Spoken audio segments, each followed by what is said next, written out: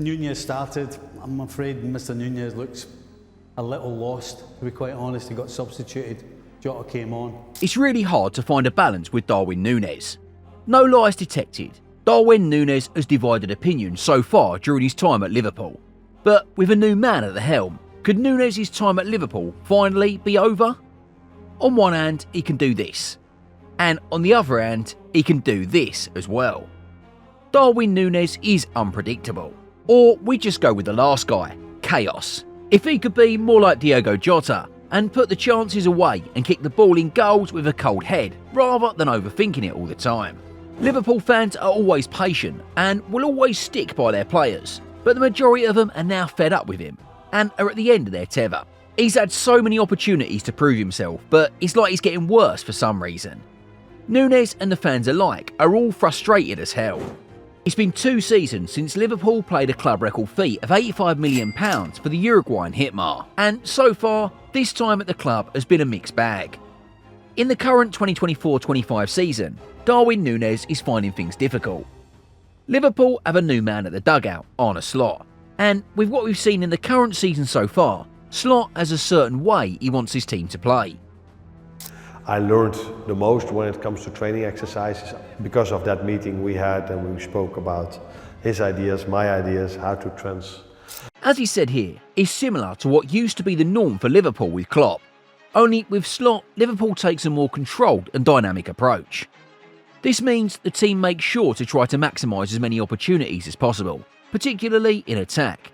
But so far this season, it hasn't been the case. In general, all the front players need to do better with the final ball, the final pass, the final decision. A proper assessment. While Liverpool has been steamrolling in results this season, there is an argument that the scorelines they've had in games could have easily been a lot more. And on this aspect, Darwin Nunez has been the name coming under the spotlight for the wrong reasons. It's a bit harsh, but once again, it's a pretty honest assessment. For the style of football Liverpool has been playing under Slot, it's been technically brilliant. But if there's one part that's been missing, it's the aspect of goals from Núñez. He's still not as clinical as you'd expect him to be. The numbers he's pulled up this season: 20 games played, 3 goals and 3 assists. For a striker who cost Liverpool £85 million, that's very underwhelming. I still can't believe our FSG actually paid this much for him, and he's really just an average player. For Liverpool anyway. For his national team, Uruguay is a totally different proposition and scores goals for fun. Hang on a bit. Just in case you haven't subscribed to Matchday 365 yet, just hit that button so you never miss out on any of the action. If I pull up a couple of numbers from the previous season, that's the reality we're faced with. I mean, 7 big chances converted and 32 missed. That's very alarming. Seems like that's the question with Núñez every time he plays. Is he ever going to score? I mean, going back to his goal records again, and with 3 all season, it's not impressive. Especially when you consider that Liverpool lost Diogo Jota at a time when they really needed Núñez to step up. And from a goals perspective, it wasn't it. If we look at his goals chart here, at this point in the season, it's his lowest goals per 90 ratio at 0.28 since 2019. I could go on and on with this, but you probably understand the issue by now. Darwin Nunez isn't scoring enough goals. And while you can make an argument that Jurgen Klopp, the man who signed him, understood him, with Arne Slot, the big question so far has been, would the Dutchman be that patient with Núñez? Well, for starters, Slot likes him. You're seeing Arne Slot defend him here, and it's not just a one-off thing. He's even talking about his confidence here. Arne Slot has so far been fair with Darwin Nunez. He might not have played him as much as Jurgen Klopp did, but he's definitely been fair in giving him minutes so far this campaign, and has even praised Núñez on occasions this season. Said this after Núñez scored that banger against Bournemouth in the league. That Arne Slot is being fair to him though. It's for a reason. Because, see guys, the thing with Núñez is, he brings a lot more to the table than just goals. There's a lot to point out from what Arne Slot has said here. He has talked about Núñez's form in front of goal, but he's also discussed what Núñez brings to the team. It almost feels like what he lacks in front of goal, he makes up for with his work rate off the ball. Among strikers in the Premier League, only Brentford's Kevin Schade has more tackles with 14 than Núñez is 13. Truth is, he might not be as bad as we believe him to be.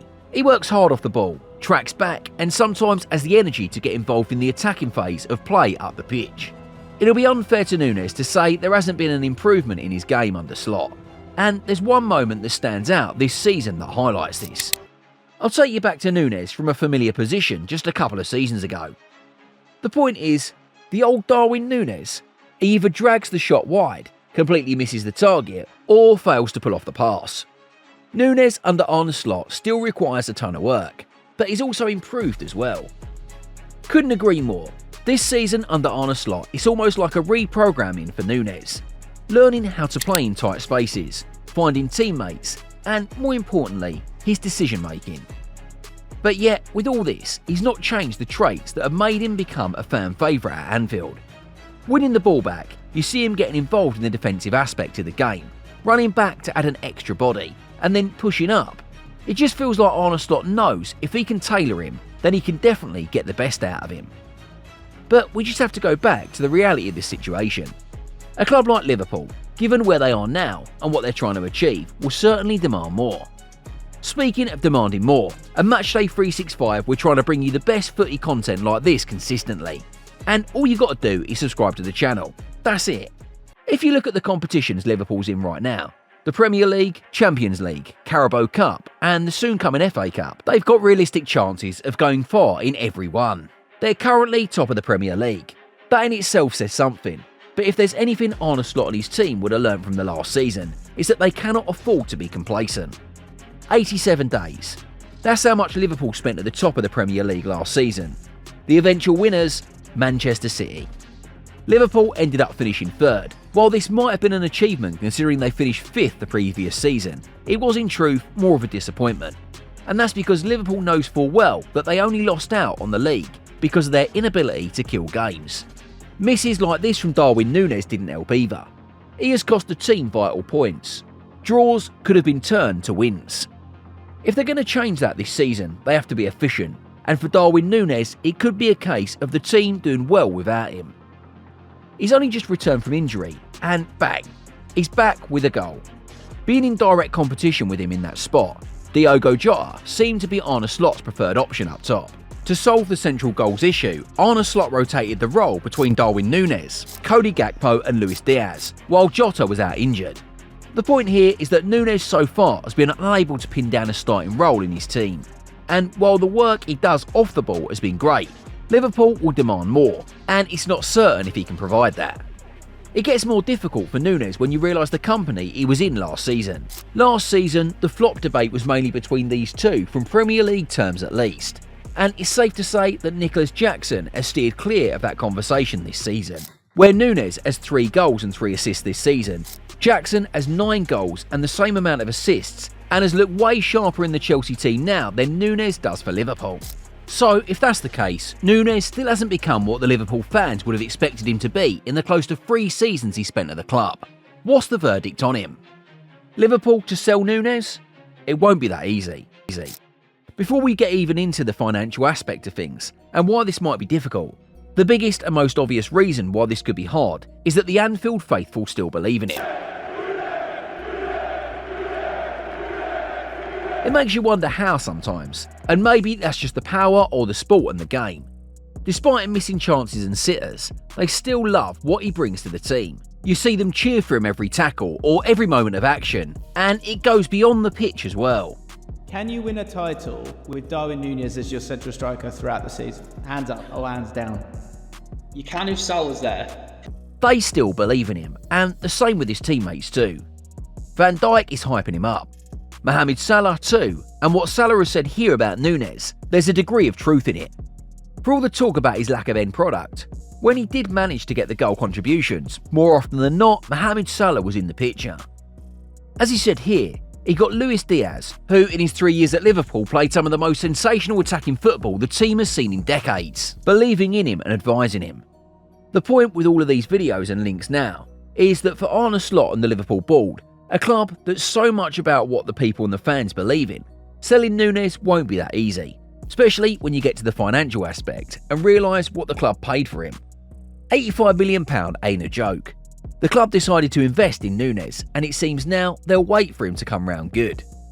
Nunez can still improve. Imagine Nunez taking a page off Thierry Henry's book here, or just listening to what the Frenchman is saying. Darwin Nunez is Liverpool's agent of chaos, and the Anfield crowd loves him. But under Arne Slot, you get the same sense that this team is heading somewhere. But to get to that level, they'll need to play a certain brand of precise and consistent football that Núñez hasn't quite gotten to yet. That's the big crossroad. Do they sell him and see what they can get out of the £85 million spent on him, or continue to play him with the hope that he can improve? So far, it's the latter, but time is running out for Núñez. Diogo Jota is back now, and scoring on his return won't exactly help Núñez's cause. Cody Gakpo has been in a rich vein of form, as have Luis Diaz and Mohamed Salah. He's the only one in that Liverpool attack yet to kick off this season, and if he doesn't soon, in as much as the manager and the board might want to try to keep him, it may be a case of him running out of patience. But what do you guys think? Is there still hope for Darwin Nunez at Liverpool? Think he might get phased out in January or in the summer? Let us know in the comments below, and don't forget to like this video as well, and I'll see ya in the next one.